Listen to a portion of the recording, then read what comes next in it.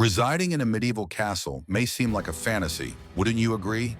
Lavish banquets, plentiful food, and a stone wall safeguarding you from foes and threats. Picture yourself seated on a throne with elegance while guests amuse themselves, and the flickering torchlight brightens the expansive chambers.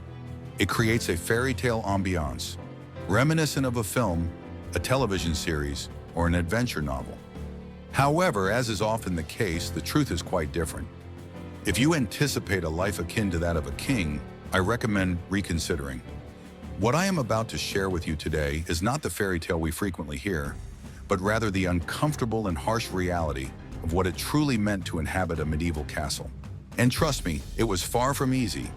Envision stepping into a medieval castle. The first aspect that captures your attention is its magnificence. Yet do not be deceived by its exterior, for what awaits you inside is far removed from the royal lifestyle you envision.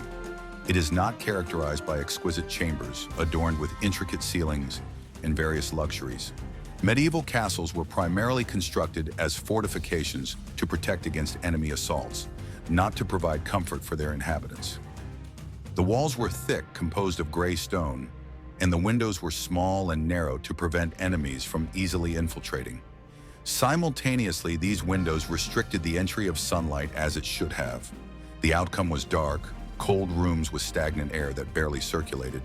Daylight scarcely penetrated, and as night descended, it enveloped that realm mercilessly.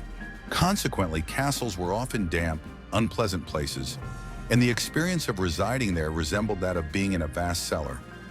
Do not assume that life was more comfortable for those belonging to the nobility. Indeed, while the lord's chambers were more spacious, better kept, and featured a fireplace for warmth, their circumstances were still far from perfect. Luxurious hot baths were a privilege enjoyed by only a select few, and the majority of individuals bathed infrequently, sometimes merely once a year. Consider this: residing in an area with inadequate ventilation, lacking running water, and perpetually surrounded by the odor of dampness could not have been enjoyable. Furthermore, when we take into account that most rooms were cramped with servants, family members, guests, and others who formed part of that small community, it becomes evident that the atmosphere was anything but tranquil. The quarters for the servants, therefore, were truly a form of punishment.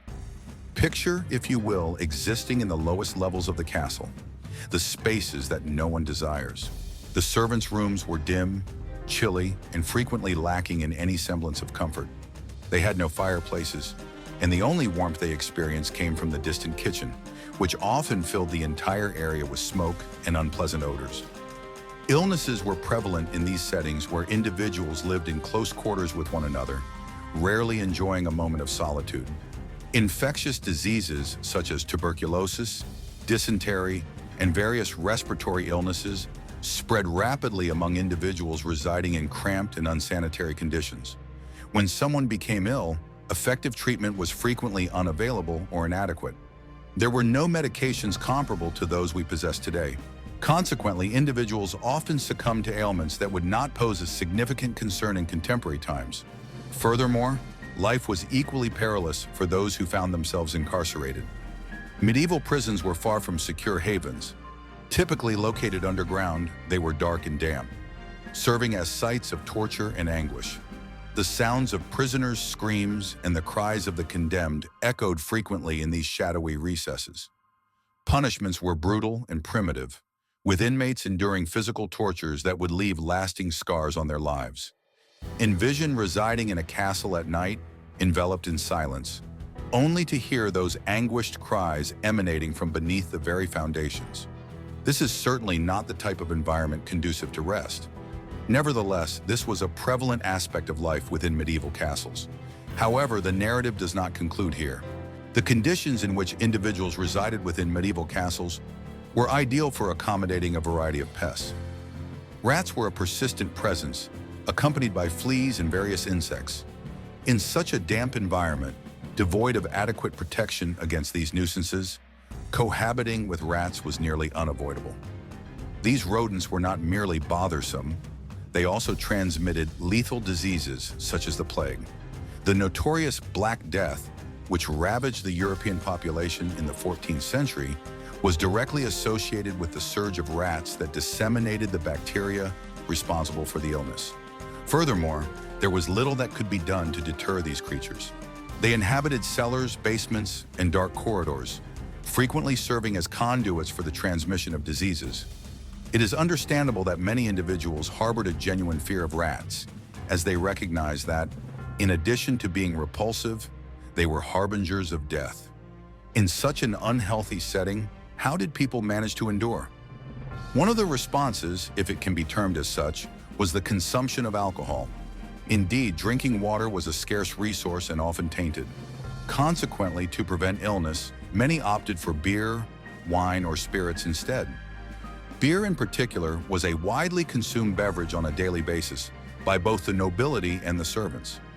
Alcohol was, in fact, safer than water, which could harbor harmful bacteria. It is not surprising that in a world rife with diseases, alcohol became nearly an essential drink. Regrettably, this did not imply that life within castles was any less challenging. The human body was not designed to thrive in such an unhealthy atmosphere. Although alcohol provided a means for survival, it undoubtedly did not simplify daily existence. The concept of cleaning was also vastly different from our current understanding. For instance, baths were quite uncommon. A complete bath with hot water was a luxury that the majority could not afford. Occasionally, nobles indulged in an annual bath. However, even in such cases, the preparation involved a considerable number of servants. The bathtubs were cumbersome and challenging to relocate, and the process of filling them and maintaining the water temperature was lengthy and intricate. For the lower class, washing was a straightforward and infrequent task, typically performed with a damp cloth or water sourced from a nearby location. The notion of hygiene during the Middle Ages was significantly different from our contemporary perspective. Maintaining cleanliness was considerably more challenging, and the absence of running water exacerbated the situation. Consider this. Residing in a medieval castle was far from easy. The amenities we take for granted today were non-existent. Daily existence was rife with discomfort, illness, vermin, and considerable hardship. Nevertheless, individuals persevered, striving daily to endure in a world that provided scant hope. It was a harsh and demanding environment that tested both physical and mental resilience. After learning about the realities of life in medieval castles, would you still wish to inhabit such a place? Personally, I favor the conveniences of a modern residence, equipped with running water and heating, but I leave the decision to you. For some, the prospect of living in a castle, despite its numerous challenges, may hold a certain romantic allure. However, I can unequivocally state that I would decline such an opportunity. I would prefer to abstain. I trust you found this exploration of the past enjoyable. If you did, please consider liking, sharing your thoughts in the comments, and subscribing to the channel.